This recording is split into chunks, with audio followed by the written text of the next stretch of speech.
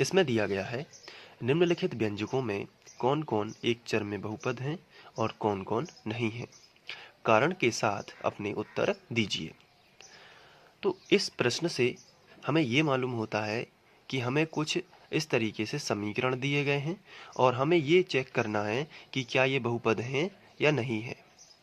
लेकिन साथ में ये भी पता करना है कि एक चर में है कि नहीं है। अब एक चर का मतलब क्या होता है, इसको ध्यान से समझना है। बहुपद होने के लिए शर्त क्या होती है, ये पहले हम देख लेते हैं। और इसे हम इंट्रो वीडियो में भी देख चुके हैं कि बहुपद हम कैसे पहचानते हैं। बहुपद होने के लिए जो चर है उसकी घात कैसी होनी चाहिए, धनात्मक। पहला जो कंडीशन है वो है धनात्मक होनी चाहिए। और दूसरी कंडीशन ये है कि वो घात कैसी होनी चाहिए, पूर्णांक भी होनी चाहिए। धनात्मक का मतलब होता है वो सभी धन में होनी चाहिए, जैसे कि 2 है, 3 है, 4 है, ये सभी धन में है, एक भी धन में है। लेकिन उस चर पर, जैसे कोई भी चर मान लेते हैं, चर यानी जिनके मान बदलते रहते हैं, जैसे कि x, y, z। अंग्रेजी के सभी अक्षर चर कहलाते हैं। चर पर अगर 1 की घात है तो बहुपद है, 2 की घात है तो बहुपद है, 3 की घात है तो बहुपद। लेकिन -1 की घात है तो वो ऋणात्मक घात हो जाएगी। और आपको चर पर कितने की घात चाहिए, धन की घात चाहिए। तो बहुपद पर यदि धनात्मक की घात है और पूर्णांक है, अगर वो पूर्णांक है यानी कि कोई बटे के रूप में संख्या नहीं है, बटे के रूप में संख्या जैसे 1/2, 3/2 इस तरीके से नहीं है, तो भी वो क्या होगा, अगर नहीं है तो वो बहुपद होगा। तो बहुपद होने के लिए शर्त फिर से याद रखिए। बहुपद होने के लिए शर्त क्या है कि चर की घात धनात्मक होनी चाहिए और चर की घात पूर्णांक होनी चाहिए। अब चर तो आप सभी जानते हैं, अंग्रेजी के सभी अक्षर चर होते हैं। लेकिन बहुपद के साथ साथ इन्होंने ये भी पूछ लिया है कि ये हमें बताना है कि एक चर में बहुपद है या नहीं है। तो एक चर का मतलब क्या होता है और दो चर का मतलब क्या होता है। जैसे कोई भी हमें समीकरण दिया गया है, जैसे 4x वर्ग धन 2x धन 4, तो ये पता है एक चर में बहुपद है। क्यों? क्योंकि इसमें एक ही चर की बात की गई है, x की। लेकिन अगर बात की जाए, अगर इस तरीके से समीकरण होता 4x वर्ग धन 2y धन 4, तो इसमें क्या है, दो चर की बात की गई, एक तो y है चर और दूसरा x है चर। तो इसमें कितने चरों की बात की गई है, दो चरों की बात की गई है। तो इसे हम दो चर, तो हमें यह भी बताना है कि एक चर में होना चाहिए और बहुपद है कि नहीं। तो चलिए हम एक एक करके इन सभी के जवाब देते हैं। जो पहला है उसको ध्यान से देख लेते हैं। पहले में लिखा है 4x वर्ग माइनस 3x प्लस 7। तो पहले ये बताइए क्या ये बहुपद है। तो बहुपद देखने के लिए हमें क्या करना है, सबसे पहले चर की घातों को देखना है। यहाँ पे चर एक तो ये है और एक ये है। अब चर की घातों में आपको ये देखना है कि क्या धनात्मक है घात। तो पहले यहाँ पे देखते हैं धनात्मक है क्या, हाँ। पूर्णांक भी है, हाँ पूर्णांक भी है। यहाँ पे देख लेते हैं, यहाँ पे तो कोई घात भी नहीं है, तो यहाँ पे कितने की मानी जाती है, एक की घात। और एक की घात अगर है, सपोज कीजिए यहाँ पे एक की घात है, तो क्या वो धनात्मक है। तो आंसर है हाँ, धनात्मक तो है एक। पूर्णांक है, हाँ एक तो पूरा अंक होता है, पूर्णांक होता है, इसलिए ये बहुपद है। अब दूसरा, हमें पहले तो ये चेक करना है कि क्या बहुपद है, और दूसरा ये चेक करना है क्या एक चर में है। तो आंसर है हाँ, एक चर में है, क्योंकि यहाँ पे x और x की ही बात की गई है, यहाँ पे कहीं y तो है ही नहीं। तो हम क्या लिखेंगे, इसका आंसर यह है एक चर में, यानी कि एक ही चर में बहुपद है। क्योंकि अब इसके आगे क्या लिखना है, इसको ध्यान से देखना है, क्योंकि हमें कारण सहित, कारण के साथ उत्तर देना है। क्योंकि चर की घात कैसी है, चर की घात धनात्मक है और क्या है, धनात्मक होने के साथ पूर्णांक भी है। तो ये सभी जगह लिखना है, क्योंकि चर की घात धनात्मक है और पूर्णांक है, तभी ये बहुपद है। और एक चर में क्यों है, क्योंकि यहाँ पे x, एक ही चर की बात की गई है जो कि है x, सभी जगह x। अगर कहीं भी y होता तो दो चर हो जाता। तो इस तरीके से हो गया। अब दूसरे प्रश्न पर चलते हैं। दूसरे प्रश्न में भी हमें क्या करना है, यानी इसी का पहले का दूसरा, उसमें हमें देखना है कि क्या ये बहुपद है या बहुपद नहीं है। तो बहुपद होने की शर्त क्या है, चर की घात कैसी होनी चाहिए? धनात्मक और पूर्णांक। बताइए यहाँ पे चर की घात धनात्मक है क्या? बिल्कुल। चर देखिए, चर क्या है? बाई। और तो नहीं है? नहीं है। एक्स बाई एक्स तो नहीं है, जेड तो नहीं है, नहीं है। तो एक ही चर है, तो एक चर में है। लेकिन क्या बहुपद है? चर की घात कैसी है? धनात्मक। दो एक धनात्मक संख्या है और पूर्णांक भी है, दो पूरा का पूरा पूर्णांक भी है, बटे के रूप में तो नहीं है। इसलिए हम क्या लिखेंगे? यह एक चर में बहुपद है। यह क्या है? एक चर में बहुपद है। कारण क्या होगा? कारण क्योंकि चर की घात धनात्मक व पूर्णांक है। तो इस तरीके से हम लिख देंगे।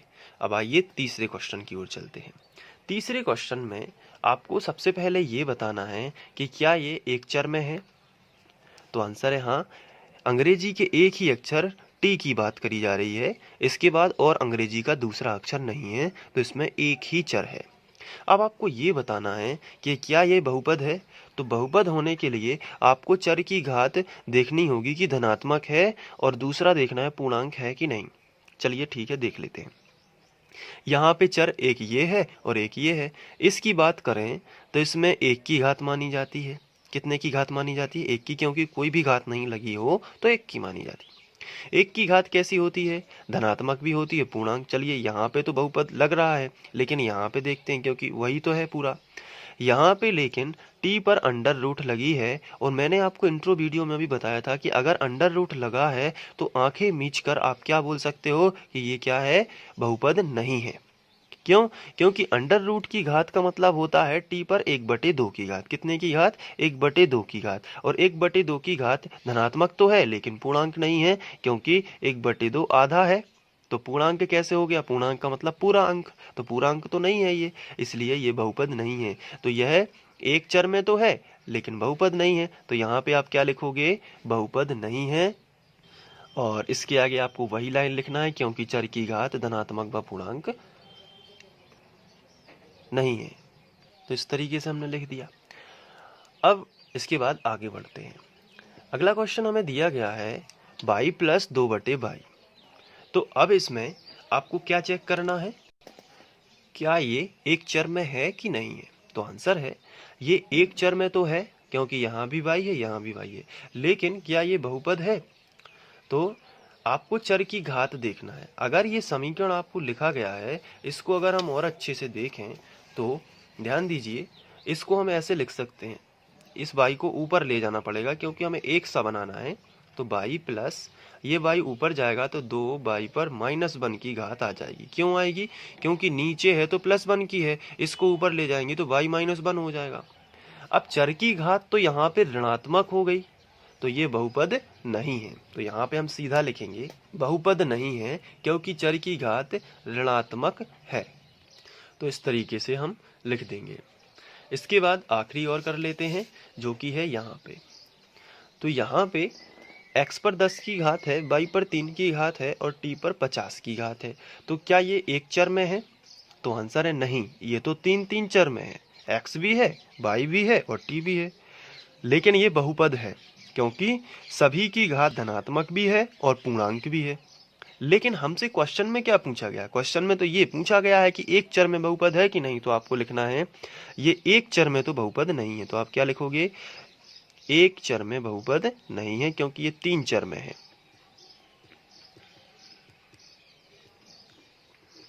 एक चर में बहुपद नहीं है। तो इस तरीके से आप 5वां क्वेश्चन भी कर लोगे। तो ये हो गए 5। प्रश्न क्रमांक 1 समाप्त होता है। उम्मीद है कि आप लोगों को समझ में आ गया होगा। आप इसका स्क्रीनशॉट लेके इसे नोट कर सकते हैं और अपने अभ्यास को दोहरा सकते हैं। यहाँ पर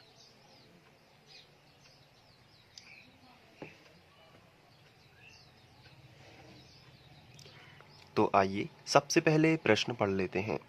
इसमें दिया गया है निम्नलिखित में से प्रत्येक में x वर्ग का गुणांक लिखिए। तो हमें यहाँ पे 4 प्रश्न दिए गए हैं और सभी में हमें x वर्ग का गुणांक लिखना है। तो सबसे पहले तो हमें ये मालूम होना चाहिए कि ये जो गुणांक है ये क्या कहलाता है, और कैसे हम किसी भी जो चर राशि है उसका गुणांक निकालते हैं। तो आइए सबसे पहले हम गुणांक को समझते हैं। तो गुणांक समझने के लिए हम कोई भी यहाँ पे बहुपद लेंगे, जैसे कि 3x वर्ग प्लस 2x प्लस 4। अब यहाँ पे यदि हमसे पूछा जाए, पहले मैं डायरेक्ट आपको बताता हूँ फिर इसका रीजन बताता हूँ। अगर आपसे डायरेक्ट पूछा जाए कि x वर्ग का गुणांक कितना है, तो x वर्ग के साथ में क्या है, 3 है, तो x वर्ग का गुणांक कितना हो जाएगा, 3 हो जाएगा। तो यदि आपसे x वर्ग का गुणांक पूछा जाए, किसका गुणांक पूछा जाए, x वर्ग का गुणांक, तो वो कितना होगा, तो x वर्ग का गुणांक होगा 3। लेकिन यदि आपसे x, यहाँ पे x वर्ग है और x भी तो है, तो अगर आपसे x का गुणांक पूछा जाए तो कितना होगा, 2। x का गुणांक कितना होगा, तो x का गुणांक 2 होगा। तो इस तरीके से हम गुणांक निकालते हैं। तो गुणांक का मतलब क्या होता है, जैसे x वर्ग का पूछा तो x वर्ग के साथ में जो गुणा में अंक लिखा है वही तो गुणांक कहलाता है। गुणांक का मतलब है किसी भी चर राशि, आपको केवल चर राशि देखना है, जैसे x वर्ग हो गया, x हो गया, ये चर राशियां है ना, इनके मान बदलते रहते हैं, तो उसके साथ में गुणा में जो अंक लिखा रहता है उसे ही हम गुणांक कहते हैं। जैसे दूसरा समीकरण है 3y वर्ग प्लस 4, यहाँ पे एक बहुपद दिया गया है 3y वर्ग प्लस 4। अब इसमें आपसे y वर्ग का गुणांक पूछा जाए तो आप क्या जवाब दोगे, तो y वर्ग का गुणांक कितना है, 3 है। जैसे यहाँ पे लेकिन x वर्ग का नहीं पूछा जाएगा, यहाँ पे y वर्ग का पूछा जाएगा।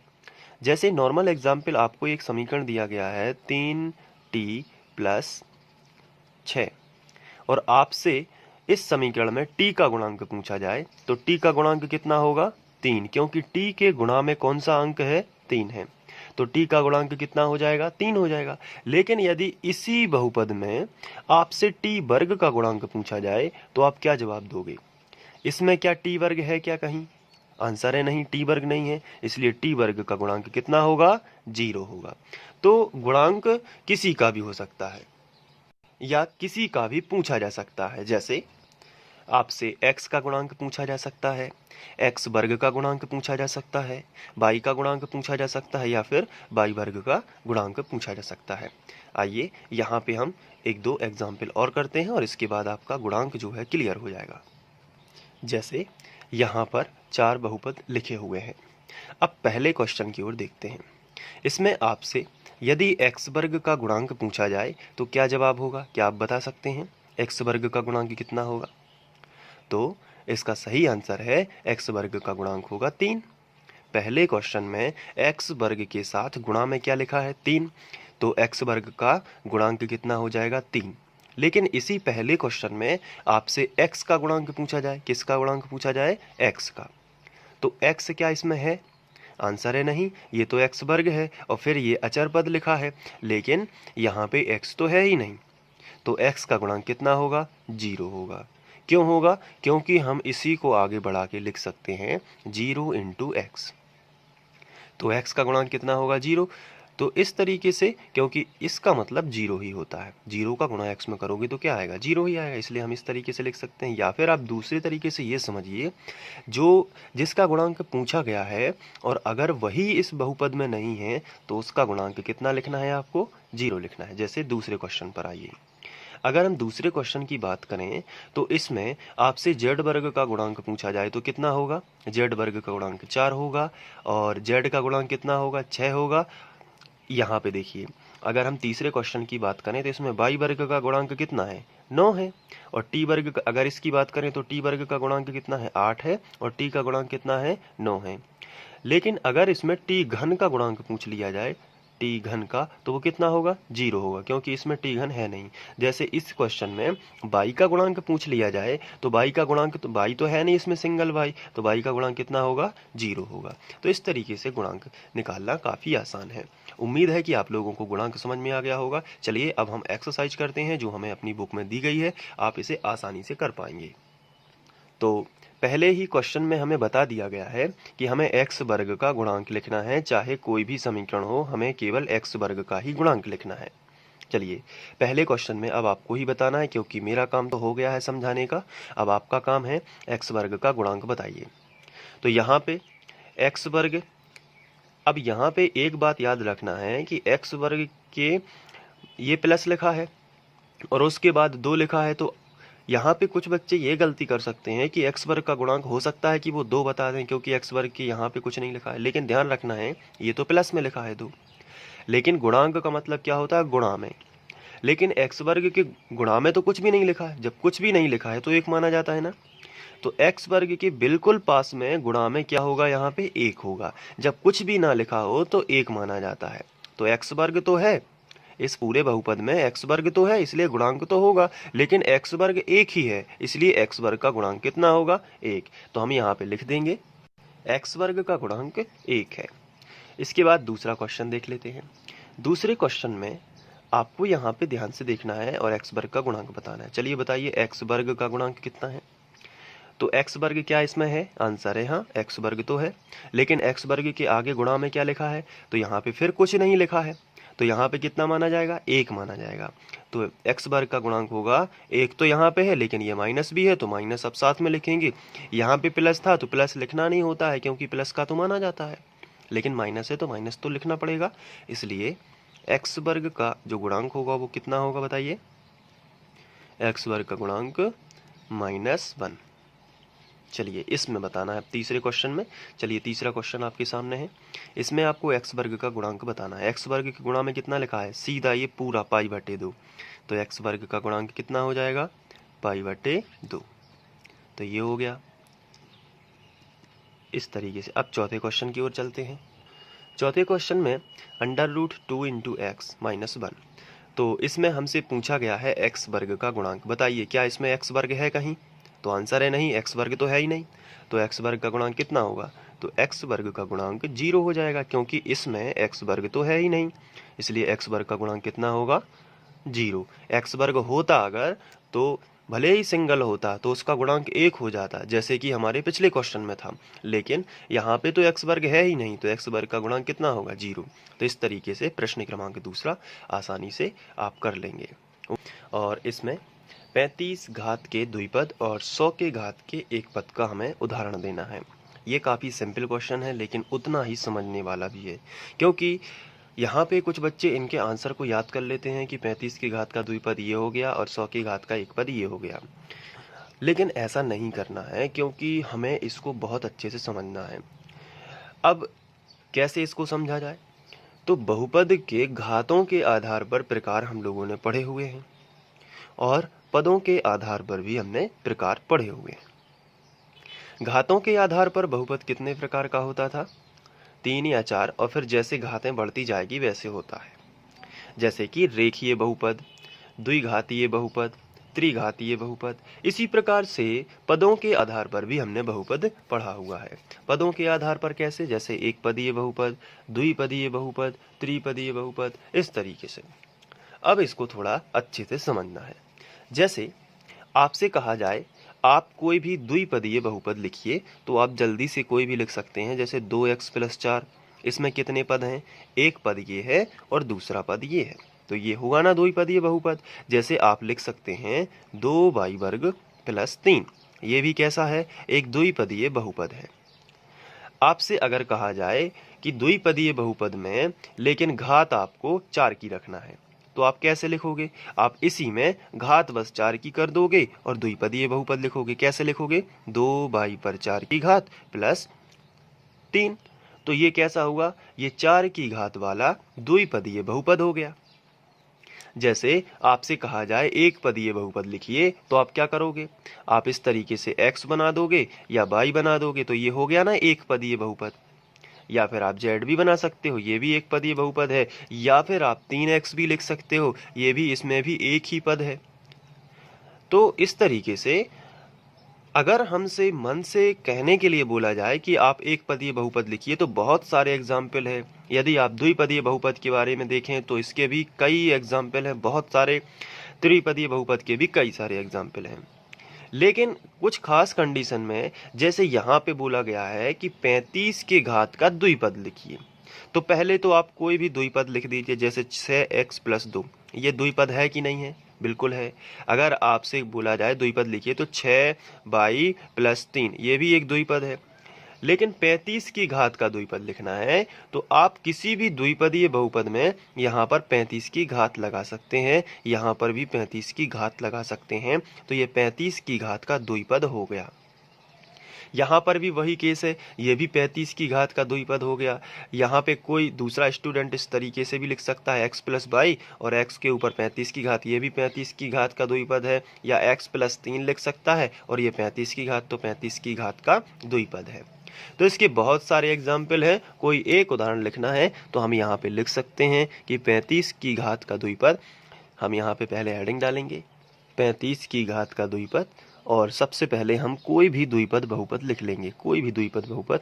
जैसे हमने लिखा x + 6, ये एक द्विपद बहुपद है ना, क्योंकि इसमें कितने पद हैं, 1 और 1 2। लेकिन 35 की घात का चाहिए तो घात कितने की लगा सकते हैं हम, 35 की, इस तरीके से। अब ये जरूरी नहीं है कि इसका एक ही एग्जाम्पल हो, इसके कई सारे एग्जाम्पल हो सकते हैं, लेकिन शर्त क्या है कि द्विपद होना चाहिए और घात कितने की होनी चाहिए, 35 की होनी चाहिए।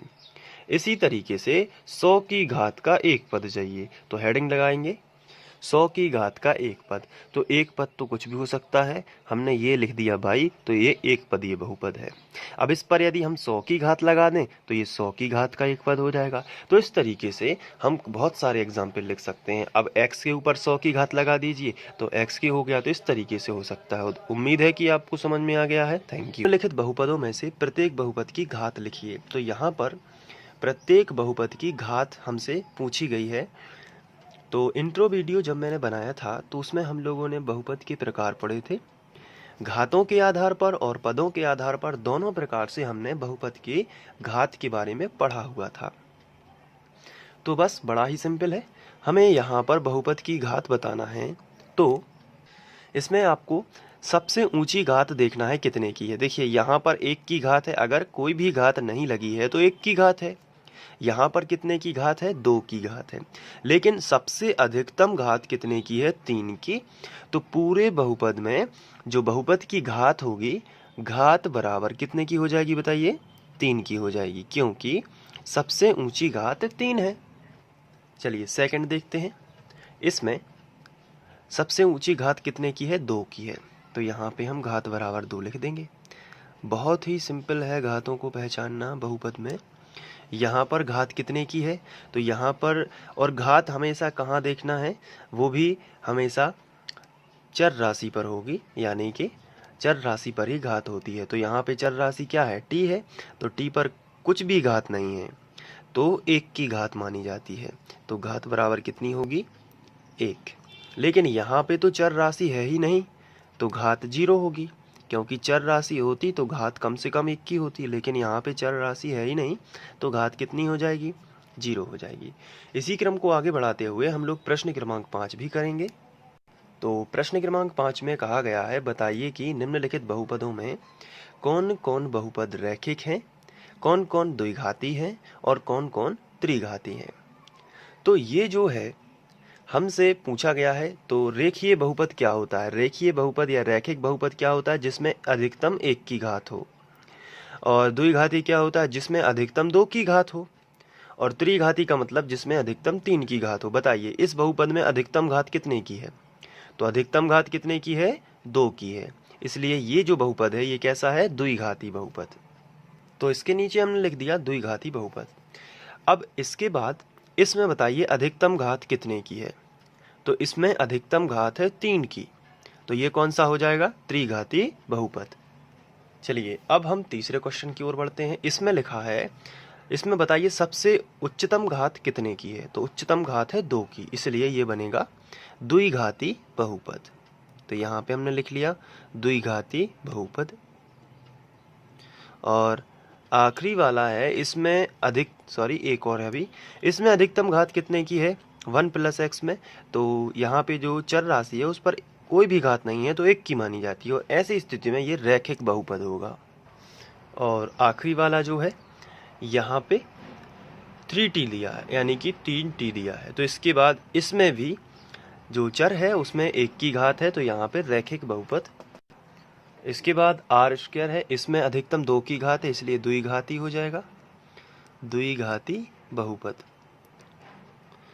और इसके बाद ये जो है इसमें 3 की घात है इसलिए हो जाएगा त्रिघातीय बहुपद। अधिकतम कितने की घात है? 3 की, तो हो जाएगा त्रिघाती बहुपद। तो इस तरीके से हम ये क्वेश्चन सॉल्व कर लेंगे। तो प्रश्नावली 2.1 समाप्त।